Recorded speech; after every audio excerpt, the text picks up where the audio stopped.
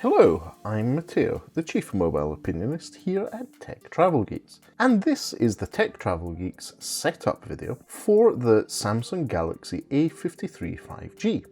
So here we are.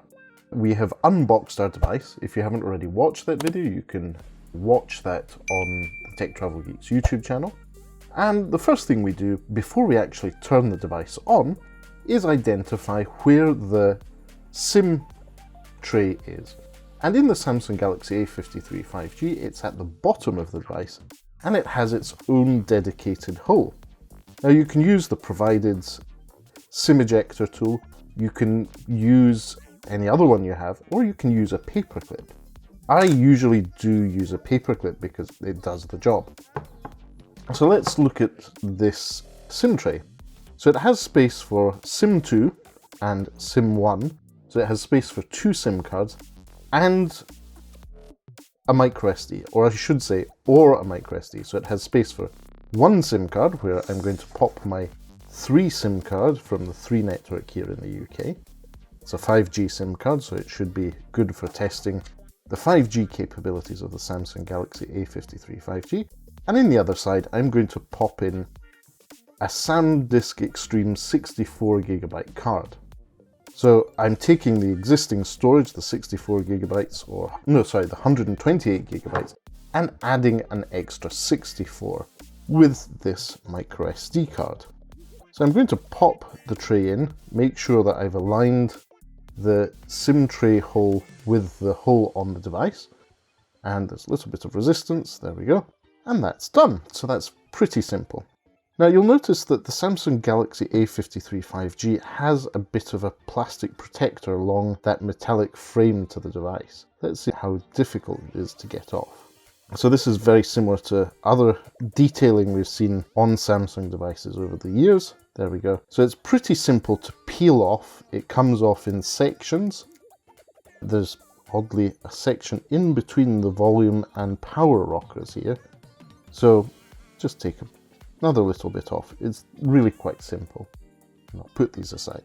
So great, we've got our SIM card and memory card into the Samsung Galaxy A53 5G. I'm now going to long press on the power button and power it up. Samsung Galaxy, secured by Knox. This is a lovely AMOLED screen.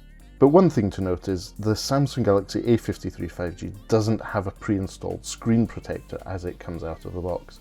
So if you're someone who's cautious, you might want to add that yourself. Okay then, it's just taking a while for its first boot up, and here it comes.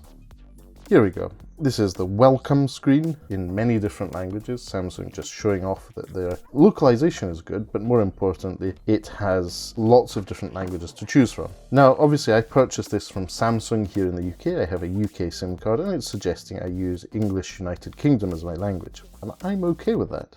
Right then, obviously, I have read through the end user license agreement, #sarcasm, and I'm happy to share my data with Samsung. It's good to have a redundant backup of everything in Korea, as well as the US and China and wherever else. I'm going to give Samsung apps and services permissions to access everything. We trust those cunning Koreans at Samsung.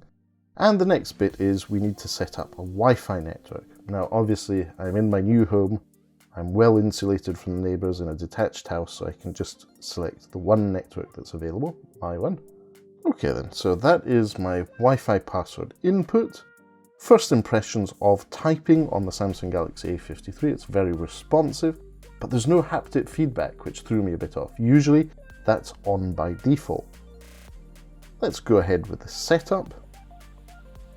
Now that we're connected to Wi-Fi, we can see that in the top right-hand corner next to the signal, we've got the Wi-Fi calling symbol. That's great to hear, because the 3 reception here is not great, and the fact that I can route my calls over Wi-Fi is very good.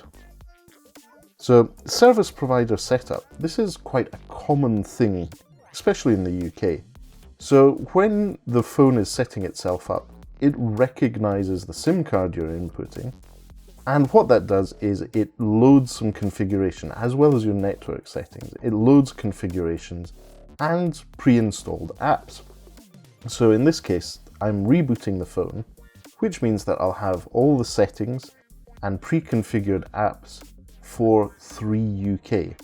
So it's customizing your setup to the network service providers whose SIM you've put in the device. So this is a common practice in the industry. A lot of people aren't aware of that, but this is part of the setup nowadays.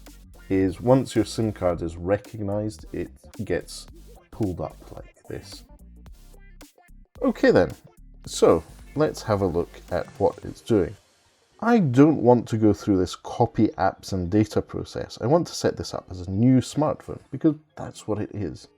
Yes, it will take me a bit longer, but that's part of the fun of unboxing and setting up a new phone. So, just first impressions, the screen is still lovely. It is very, very nice. I do like that. The notch for the 32 megapixel camera is there. Now I'm going to sign into my Google account. I'll just be a moment. Okay, great. So that's it done. Let's see the usual terms and conditions for Google. I agree to those. In Google we trust. Maybe more than we trust brands such as Samsung and others.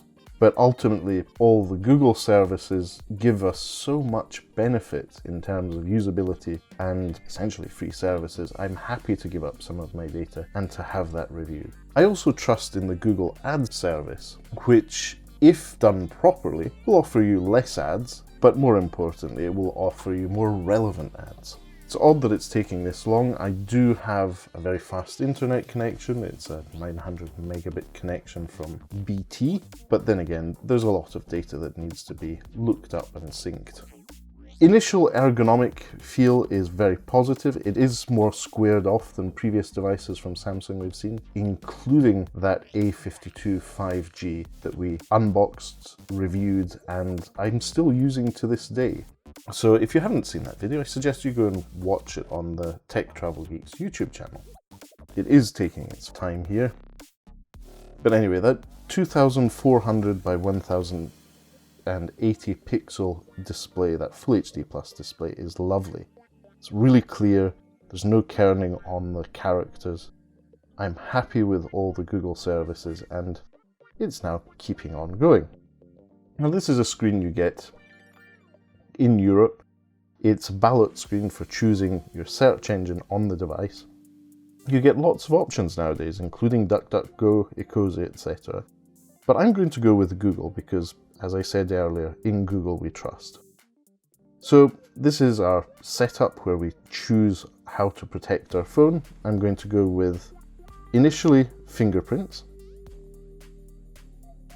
Now, first off, you need to set up a PIN, password, or pattern.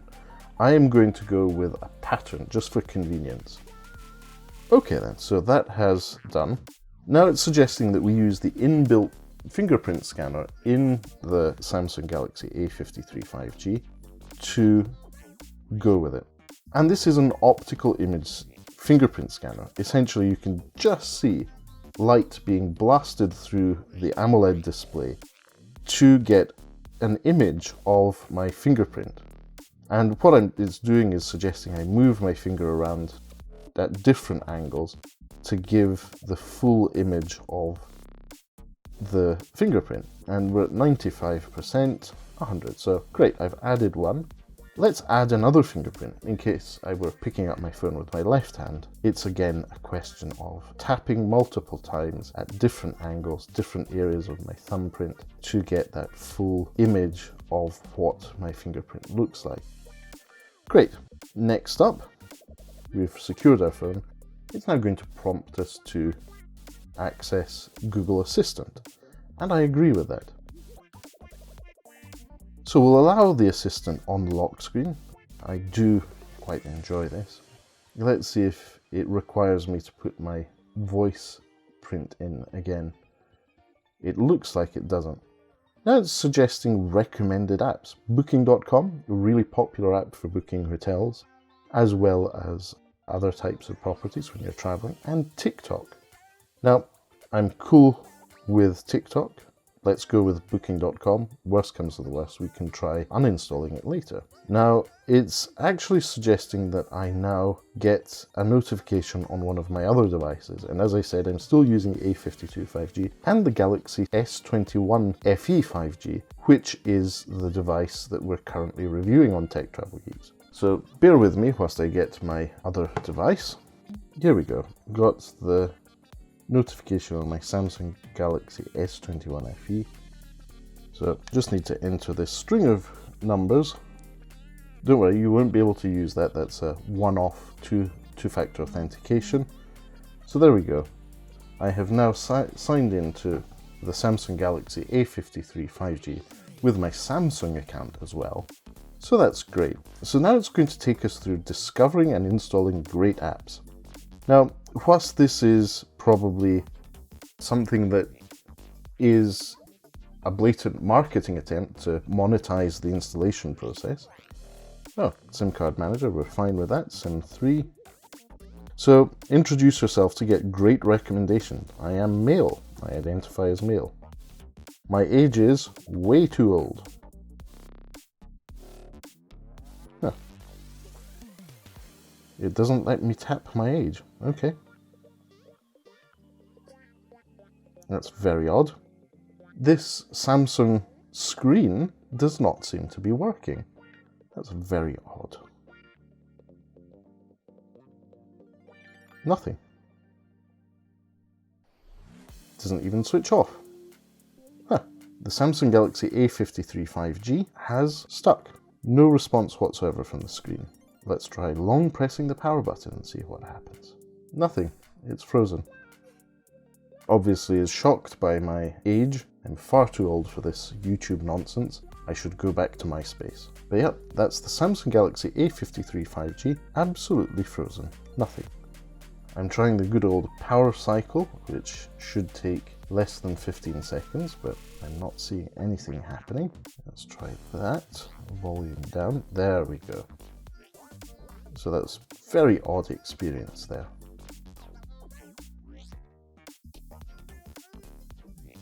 So, interestingly, the Samsung Galaxy A53 5G has the same quirks that we saw on the Samsung Galaxy A52 5G, the Samsung Galaxy S20 FE, and the S21 FE. And by that I mean that it has a weird way of switching the phone on and off. That's weird if you have come from another Android device, though it does pretty much mirror what happens on Apple iPhones. So apparently this is booted into safe mode. I'm not very happy with that. Okay, so we're getting a few notifications here, waiting for Wi-Fi. We had added Wi-Fi. This has been a horrible experience so far. So we've had one crash, the phone has gone back into safe mode, Wi-Fi was off, and we're still in setup mode. I'm going to try restarting by pressing the volume down and power button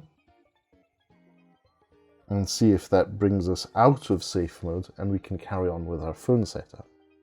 If I were someone who weren't comfortable doing these phone setups, this would be a pretty big problem, because your whole flow on guidance and what's going on is pretty broken. Sorry Samsung, this has not been a great experience from a consumer standpoint. It's just unlucky that it happened on this Samsung Galaxy A53 5G with someone recording this for their YouTube channel. And if you don't already, please do subscribe to the Tech Travel Geeks here on YouTube. There we go. So phone is starting, we'll see if it's in safe mode. It looks like we're back to normal. Widgets and apps are loading. This is great. Okay, better, but it's taken a couple of power cycles. Not a great experience. So first things first, we have an SD card inserted notification. So we're going to have a look at the SD card. I'm going to format the card just in case. And I had previously formatted the card, but it's always best to do it again with the device you're putting into, just so that there are any particular folder structures needed, it will set them up. And in fact, we have 2 megabytes with a series of folders set up. Great. So we now have our Samsung Galaxy A53 5G with a memory card set up. We have done that. Let's complete the setup in Google Play and make sure that all the apps and games and services are up to date. I'm going to go into updating apps. There are 15 apps updating, including LinkedIn, which I think will be the first candidate for being uninstalled. We'll just verify that the pre-installed apps are able to be uninstalled this way.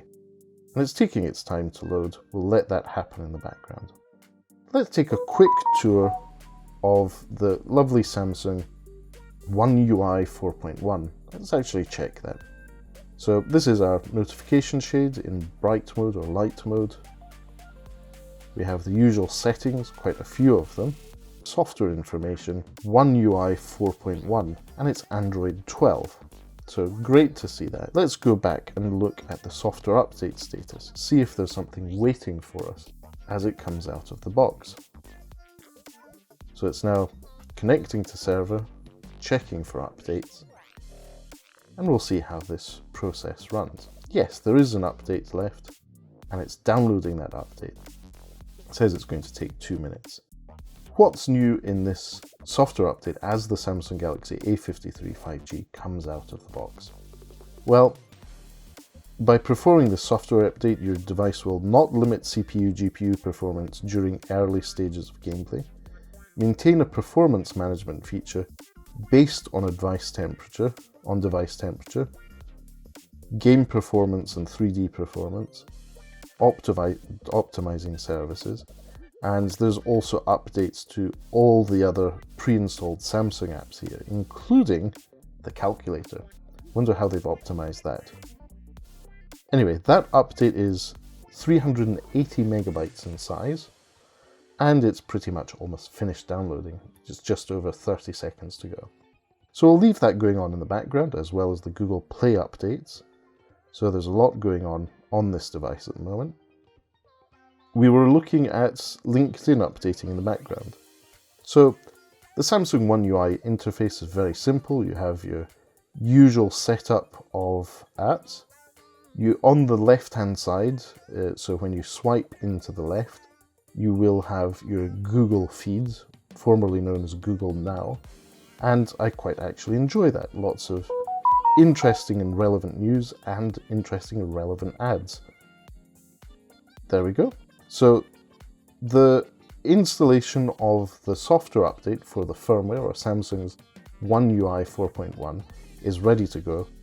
I think we can go ahead and do this now. So I'm going to tap on Install Now and see how long this takes. It shouldn't take too long. So there we go. That was a quick reboot. And likely I will need to enter my pass pattern again. Ooh, we've got a little Android figure. This isn't the new Android figure, but it's what Samsung uses for its software and firmware updates. I suppose this is one of the pain points of being an early adopter, or one of the very early purchasers of a device, is you, in a way, act as a little bit of a guinea pig. Obviously, our Chief Aperture Officer, Lukasz, will be doing a great job of editing this video down, but for those of you watching in its raw format, so far we're 22, almost 23 minutes into this video, and we're getting to a firmware update now. So I'm sure Samsung can learn from this and do better with its next devices, or just the whole software experience for new purchasers of the Samsung Galaxy A53 5G. But as I said earlier, this lovely AMOLED or Super AMOLED screen is lovely. The ergonomics of this are pretty simple. It's a pretty squared off device and it fits well in my hand. But the key proof of the pudding, I think, will be when we start reviewing cases for the Samsung Galaxy A53 5G. Because it is a lovely device, it does have a plastic back, but I do want to make sure that it is protected whilst I'm out and about using it, not just using it at home, and also using it whilst traveling. Yes, next week I'll be taking the Samsung Galaxy A53 5G and the Samsung Galaxy S21 FE on a little trip to London. So be tuned to the Tech Travel Geeks YouTube channel, make sure you're subscribed and have that notification bell on, because we will be publishing sort of real use video of these two devices on this short trip to London. Okay then, we've finally got to 100% on the Samsung Galaxy A53 5G's first firmware update. Here we go. Don't hold your breaths. Almost there. Finally. Okay, let's unlock the Samsung Galaxy A53 5G and see what it's like now. Great, phone is starting. Here we are. It's taking its time, there's obviously a lot going on in the background. So yes, we've managed to get in there. Settings. The system update is happening in the background, so that's great to see. Now let's move on back to the Google Play Store and see how those updates are getting on. So I have one of my main SIM cards in the Samsung Galaxy A53 5G. This is a 3 SIM card with all-you-can-eat data, or unlimited data. So let's see how the updates are going in the Play Store over Wi-Fi. At the moment, of the 113 gigabytes of usable storage on the device, 6.1 are used, and this doesn't include apps that have been installed to the micro SD card. I will ensure that any relevant apps are moved to SD card, but more importantly for storage such as video, music and photos are stored directly on that SanDisk micro SD. We'll also link in the description to where you can purchase one of those on Amazon. So the Google Play Store seems to be not very functional at the moment, which is sad. So it's suggesting we complete device setup, which is the process that seemed to have crashed the last time we did it. Wow, this is taking a while. Finally, Google Play Store, and we're back to discover and install great apps. So I am male, next. Age, next. It didn't crash here. Matchmasters, nope, don't want that. Revolut, don't want that. Star Trek Fleet Command. I've spent too much time playing that game. I don't want that. Wish, not interested. I'm more of an AliExpress shopper. Coinmaster, Words with Friends. Now, Amazon Music, yes, I do like that. Opera Browser, always good to keep an eye on that one. And that's all done. Fantastic. So, got a few apps that need updating, specifically 39. Including all the Google apps, and Microsoft Office. Great to see that pre-installed on devices. Microsoft have recently been doing very well with their Android native apps. I have to say I've been using them quite a lot. Not just on Android smartphones such as the Samsung Galaxy S21 FE, but also on my Amazon Fire tablets. Let's just configure the weather widget. Great, I agree. Taking its time. I have to say, first impressions of the Samsung Galaxy A53 5G are quite negative. It's quite a slow and clunky process. It has crashed a few times, but let's hope it redeems itself once all these apps have updated appropriately. And there is quite a few. I would say there's around about a gigabyte worth of apps that need downloaded and installed. Okay, let's have a quick look through Samsung Pay. I'm not really interested in that, but it's interesting that that's what comes through as a gesture action. Let's see how you uninstall pre-installed apps that you don't want. So first candidate was LinkedIn. Now I know it's a Microsoft app, but I really don't want this on this device. I'm going to, whoops, that wasn't a great way of interacting. Long press. uninstall. So I'm uninstalling LinkedIn, and it's still there. So it hasn't uninstalled. Let's try uninstalling it again. Long press. Long. Oh, there it's finally did it. So there was quite a lag there between doing it in the UI and having LinkedIn uninstalled. Let's try uninstalling Candy Crush Saga. Do you want to uninstall this app? Okay. Yes, it's definitely taking its time.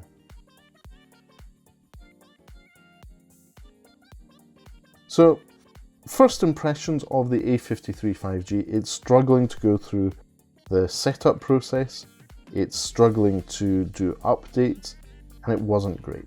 But let's try and change some settings to maybe make it more the way I want it to be. First things first, display.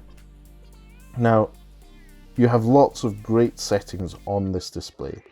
One of them is the fact that you can change it to dark mode. This is pretty much a standard feature on Android, and we have that now set up. Motion smoothness.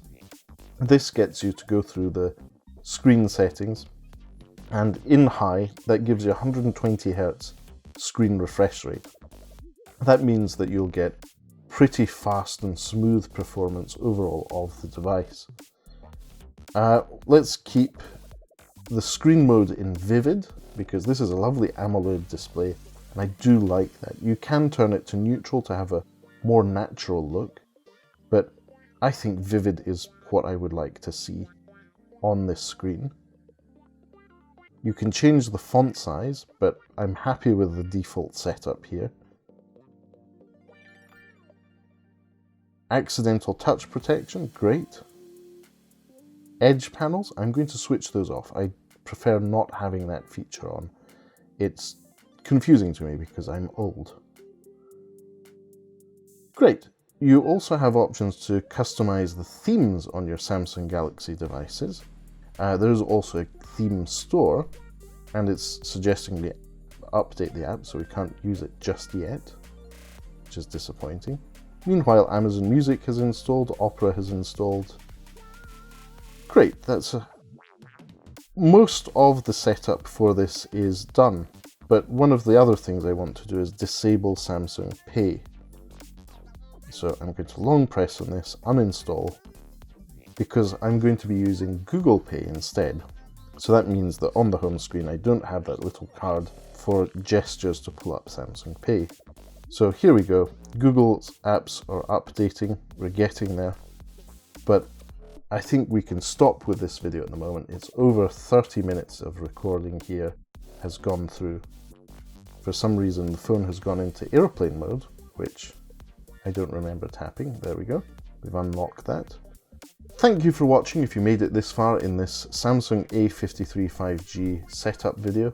We will be covering the device, its cameras, its capabilities, and comparing it to its predecessors and other devices in its price category in the coming weeks here on the Tech Travel Geeks YouTube channel.